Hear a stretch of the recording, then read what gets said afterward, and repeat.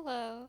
Today I will be doing a video on Saint Maud. A religious woman who works as a house nurse is determined to save the sick woman she was hired to take care of. I watched this out of curiosity. I didn't know the full understanding of the plot, but I did have semi-high expectations because it came from A24. It was supposed to come out last year, but got pushed back because of the Chinese virus, so that was really irritating. I'm sad to say this was underwhelming. That's not to say it's a bad movie. The performances were good for the most part. There's a lot of great horror visuals. One in particular that I did really like takes place during a sex scene. I thought that was very well done. That was my favorite aspect of the film. It was the gruesome flashes that you see. You're following around a woman who is clearly battling with mental illness that has religious undertones.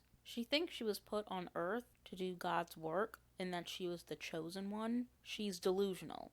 There's nothing supernatural about this, and everyone around her can pick up on the fact that something is wrong with her. She has a history of her behavior affecting her job, and I'm actually wondering how she was able to keep her license, and her backstory is very vague. Nothing is spelled out. Some things are never fully explained, which is fine. I actually prefer that. My favorite scene was when she was trying to be normal, or what she thought was normal. She would go out and try to socialize, mainly with men, and while watching, I kept thinking, no wonder she's not finding any fulfillment outside of religion, because she's doing it all wrong. And this is because she's mentally ill, and she can't tell how delusional and dysfunctional she is.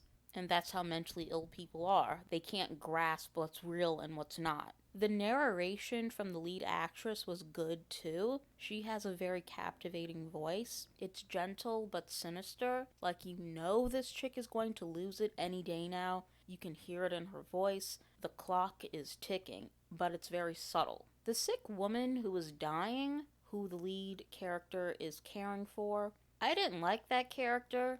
I think this was the most underwhelming part of the movie, because the first impression we get of this sick woman is that she's a bit of a cunt, but when we meet her, she seems like any other person who knows they're dying and is sad about it because they had a successful life before this and now it's going to be taken all away. On one hand, I did like the fact that she wasn't a bad person. She was very realistic. She's just someone that doesn't entertain religion. She keeps it real. But on the other hand, it didn't make for an interesting watch, in my opinion. In fact, every time she came on, the only thing I could think of was the fact that she reminded me of Meryl Streep.